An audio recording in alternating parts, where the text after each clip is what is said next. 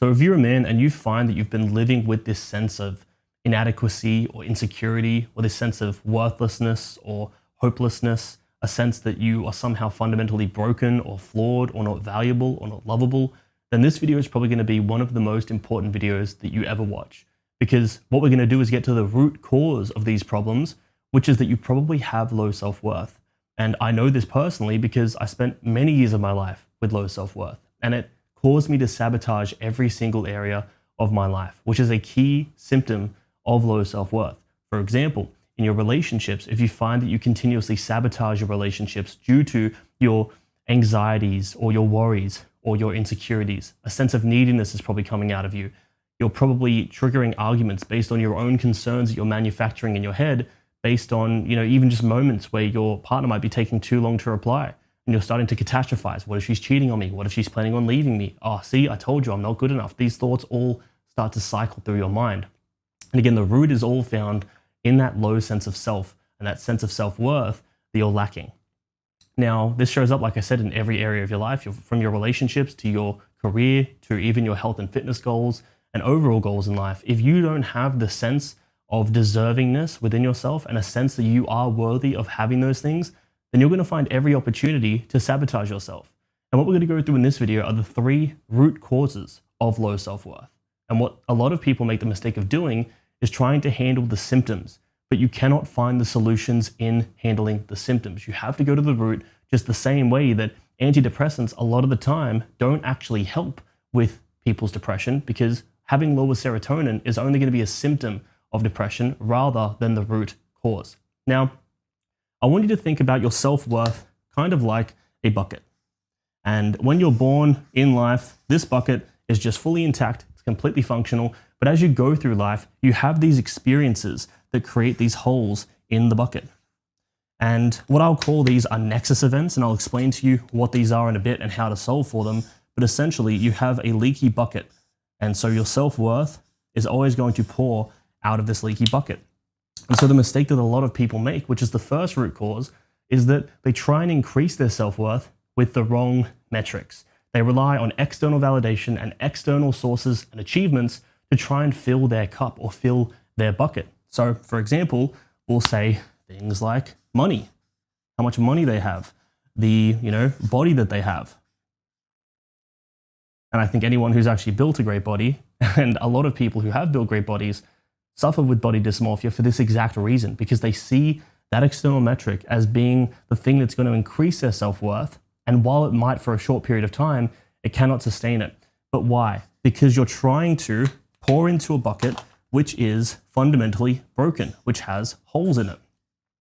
And so regardless of what external metric you try to use to gauge your level of self-worth, whether it's the girls you date, the number of, or the quality of, again, the success or money that you have, how many followers you have, how many friends you have, any external metric of your life. If you try and increase your level of self-worth with these external metrics, you're going to run on a treadmill, because at the end of the day, again, you can fill the bucket temporarily, and when you achieve certain things in these areas, you'll feel a short-term high, but with time, that self-worth is only going to drain out, and you're going to find a new baseline. And this is because of hedonic adaptation. Now, I guess to quickly summarize hedonic adaptation, it occurs in a cycle. So initially, you have some form of a motivation, which in this case would be to increase your self-worth.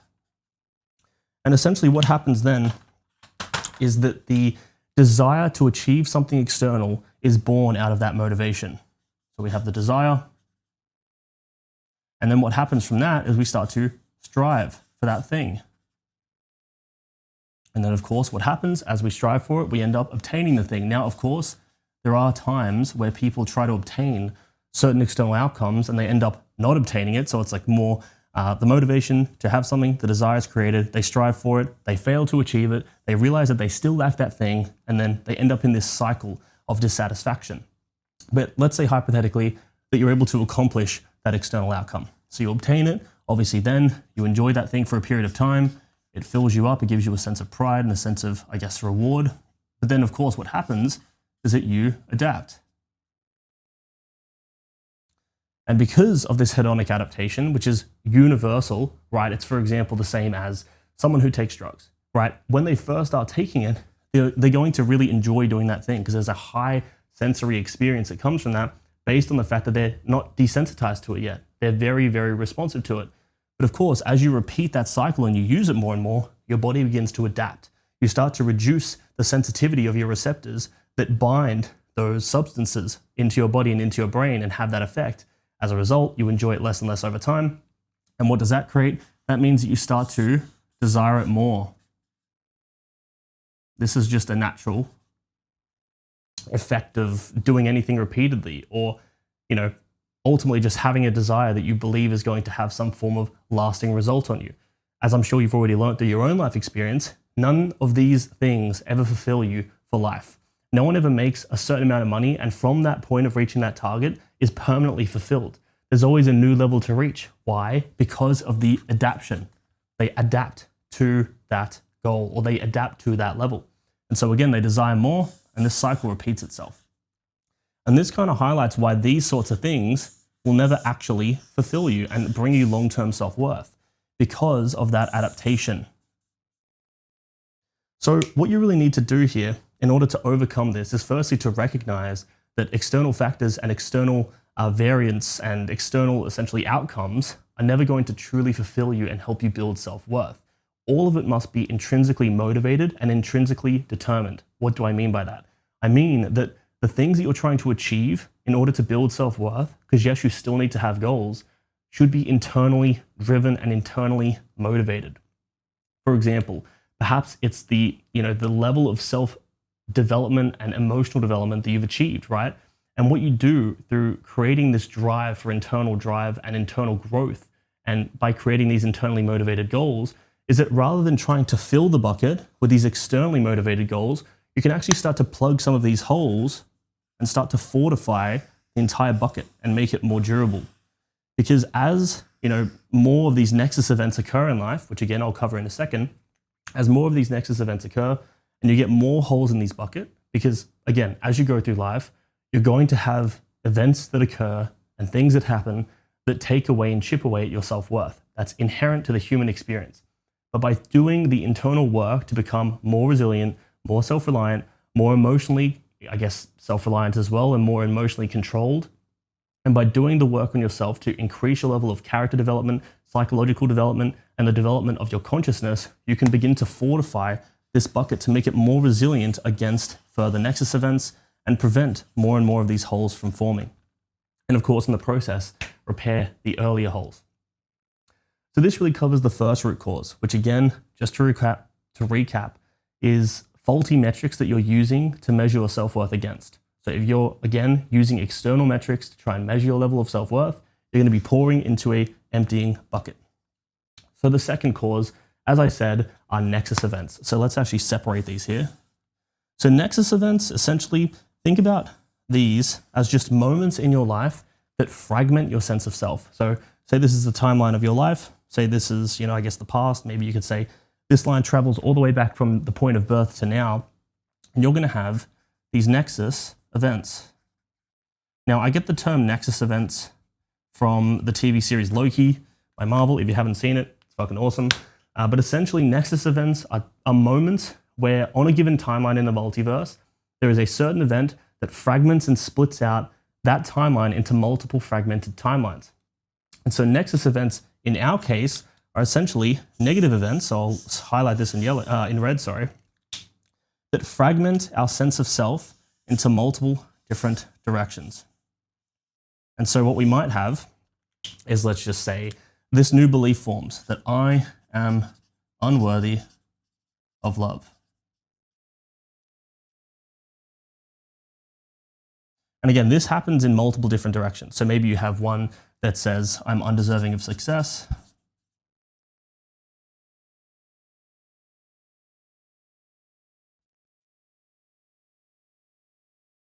Maybe there's one that creates a fear of rejection.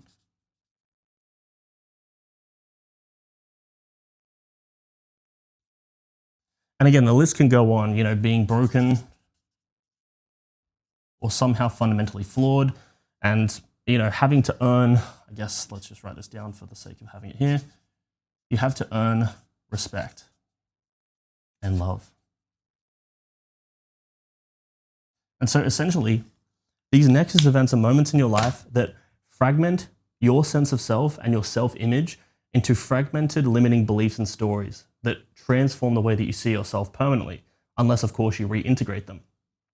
And so think of these nexus events as the events that create these holes in the bucket. And so, of course, the first step is to understand the entire game that you're playing, which is that if you're using the incorrect metrics, you'll always pour into an emptying bucket. But the second part to realize is that the bucket is emptying because of these nexus events. And so not only do you have to stop filling the bucket with the wrong things, you also have to repair the bucket in the first place by healing and repairing these nexus events. And so what we're essentially trying to do, as Carl Jung would say, is reintegrate the elements of our personality that was fragmented from these events by extracting a new meaning from the original experience. And so what we're trying to do here, if we could imagine this like a scale, right? So right now the scale is tipping more in the direction of being a negative experience than a positive experience. All that means is that, say that these are the benefits that you associate with this experience, and these are the negative aspects that you associate with this experience. The negatives severely outweigh the positives, meaning that in your mind, this is a negatively charged event, a negatively emotionally charged event. And so what we have to do is we have to recalibrate the balance of perception. And by that, I mean the way that we're perceiving that event. We have to rebalance it to see it as neither good, neither bad, but rather as just an event, right? With no tip in either direction. How we do that is to actually sit down with a piece of paper and go through, look at this original event. Obviously, first we have to identify it, which would be, we look at the symptoms that we're experiencing and we go back to the root. We think, I feel unworthy of love. Why do I feel unworthy of love? What was the first experience that I can remember that made me believe that I was unworthy of love? And maybe you'll find that the original experience was a moment where your mother said that she didn't love you or that you were a mistake. And then again, you can look at all these other symptoms and kind of reverse engineer them to be like, okay, here's the nexus event. It was a moment where I was told that I was not good enough, I was not lovable, and I will never accomplish anything, and that I'm a broken human being. Now, this is a tough step to go through and a tough stage to go through, because essentially you're trying to find the upside in something as painful as that. So it's not a simple process. It's a necessary process, and it is a process that works incredibly well, but it is a difficult process. Now, think of this as the process of self-therapy. You're quite literally sitting down with yourself and a piece of paper to shift your perception of these original events. And so again, look at that original event and think, what are the upsides to having gone through this event? You know, how has it served me? How has it made me more resilient? How has it pushed me to work on myself and improve my emotional development? How has it forced me to find ways to actually overcome this burden? What has it taught me about what I want to be as a parent and how I want to be as a parent and how I want to treat my kids? What has it taught me about how I want to treat other people, right? And you want to keep going through this process and find all these different lessons and opportunities for growth until you're able to recalibrate and rebalance that entire perspective and neutralize that nexus event. So that's the first question to ask. What are the upsides to this event? Now, what you can also ask is the inverse of that question, which would be, what would be the downsides if that event never occurred? So if I had never been told all these different things and that was the life path that I went on, what would be different? What would be worse off, right? You wouldn't have had these opportunities for growth. You wouldn't have been forced to work on your emotional development. You wouldn't have acquired the skills to become someone who is more capable of not only helping themselves, but helping other people. All right. So there are all these different things that you would have missed out on if this perceived bad thing hadn't have happened. And so you want to go through the process and really isolate all the different ways that you would be worse off if you had had the opposing outcome, right? The ideal outcome where that never happened. And what you'll find happens is that as you neutralize and rebalance your perspective of this nexus event, is that you can begin to reintegrate all these different perspectives into lessons, and you can reintegrate them all into your psyche and ultimately see this new event through a new lens, which is that it was actually serving your growth the entire time. And this is where the old adage of it's not happening to you, it's happening for you comes from, because everything in life is happening for you. Everything is perfectly timed in order to maximize your growth in this world. And it's not until you can see that and truly believe that in your soul that you'll be able to not only transcend these events, but again, start to plug those holes in the bucket that is draining your self-worth. So this is the second thing. Again, reverse engineering this. Nexus events create the holes in the bucket. And we try and fill those holes and try and fill the bucket with external metrics, which doesn't work. So we need to work on ourselves internally with internally motivated goals to fortify the bucket, repair these holes, and of course, go through the process of recalibrating and neutralizing these nexus events. Now, the final and third root cause is that you have a disidentified or a concentrated identity profile. What do I mean by that? Essentially, think about your identity as a series of associations and stories and beliefs and areas that I guess you prioritize or don't prioritize, or a set of values. If your identity looks like this, so this is you, and if your identity is tied to one thing and one thing only, let's say that your career is, your primary focus and it's the one area of your life that you feel like is really going well. And because of that, it's the only area you focus on. Let's say that hypothetically you derive all of your value and worth as an individual from that one thing. For one, this is incredibly volatile because any day you have a bad day at work, your self-worth is going to take a hit. You're going to feel bad about yourself because, again, all of your value is tied to that one area of your life. And if your boss criticizes you, that is a complete threat to the entire fabric of your being. And so think about this in terms of investments in the financial world.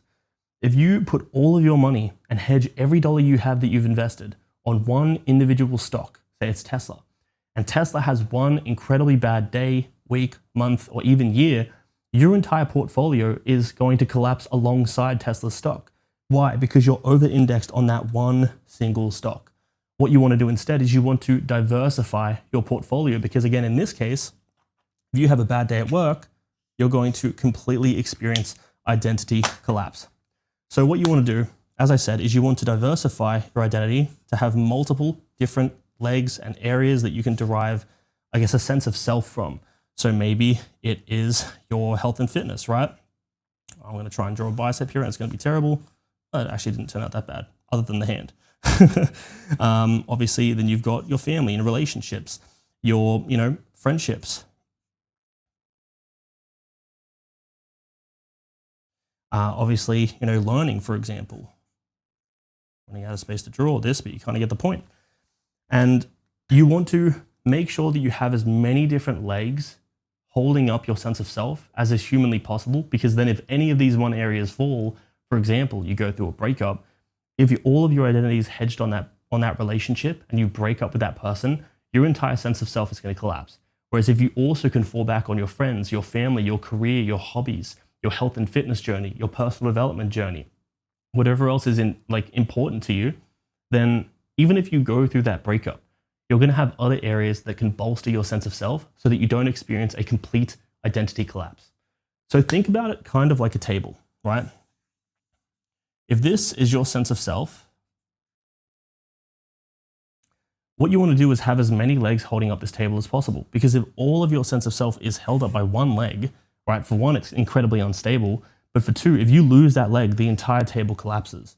Whereas if you can fortify your sense of self, like I said, with as many different associations and areas of your life and legs to add to this table, then what you can do is fortify that sense of self so that if any of these one areas, again, collapses or suffers a loss or suffers some criticism, it's not even going to phase the table. The table can't collapse because look at all this extra fortification it's got. So again, let's quickly recap these three root causes because those really summarize all of them. Firstly, using the wrong metrics. I know I've repeated this multiple times, but you have to base the metrics that you assess and value and measure your self-worth against internally motivated goals and internal metrics. The level of emotional development you achieve, the goals that you achieve for the purpose of becoming a greater person with more, stronger character traits like discipline, resilience, and all the other character traits that you desire, right? So even if you still pursue these external goals, there's a difference between pursuing, for example, growing in your career and financially or building a better body for the sake of trying to fill the bucket of self-worth. It's a whole different thing to go to the gym because you want to become a more disciplined person. It's a whole different thing to want to earn money because you want to, again, become a more disciplined person or become a more resilient person, whatever it may be. So rather than trying to fill this bucket with these external metrics and not ignoring the fact that there are these holes, by doing it with the goal of improving your own character development, you're going to fortify this bucket. And of course, as a result of that, the external results will still add to your level of self-respect and self-worth. So not only will you fill the bucket, but it won't drain out because again, you fortified the whole thing. Secondly, nexus events. These are the events that happen in your life that are extremely painful, where you suffer a loss or a failure, that split and fragment your sense of self into multiple different fragmented stories or limiting beliefs, or just different stories and perceptions and beliefs around yourself and who you are as an individual. And what this means is that these events are essentially associated with more drawbacks than benefits. And so what you want to do is you want to add all of these different benefits by finding and asking the question, what are the upsides of this experience? What would be the downsides if I didn't go through it? And what can I learn as a result of going through all of this? And through doing so, you'll be able to actually reintegrate this entire nexus event back into just an event that you can derive a different meaning from, which is it served me, it's helped me grow, it's taught me things I couldn't have learned any other way. And overall, it's been something that I value and appreciate the fact that I've been through, and I'm grateful for it. The third and final thing is, again, identity diversification. So if you have a concentrated identity profile, which means all of your identity is hedged on one individual thing, and that one thing fails or crumbles or is lost or suffers some form of criticism, your entire sense of self isn't going to plummet as a result of that. Because again, you've added all these different different areas that you can derive your sense of self from, and you've fortified the table of yourself to have as many different foundational legs to keep it afloat as is humanly possible. So again, if you suffer a loss in one, you won't completely collapse as a byproduct. So those are the three root causes of low self-worth and their solutions. If you enjoyed, don't forget to subscribe. And if you're a man who's looking to overcome this low self-worth problem and build true self-worth, build a stronger sense of self, and just overall become the best man that you can be, I'm actually launching something soon called Better Men Academy. So what you want to do, check the link in the bio, sign up for the waitlist, and I hopefully will see you inside. So yeah, that's all. See you on the next one, and have a good one.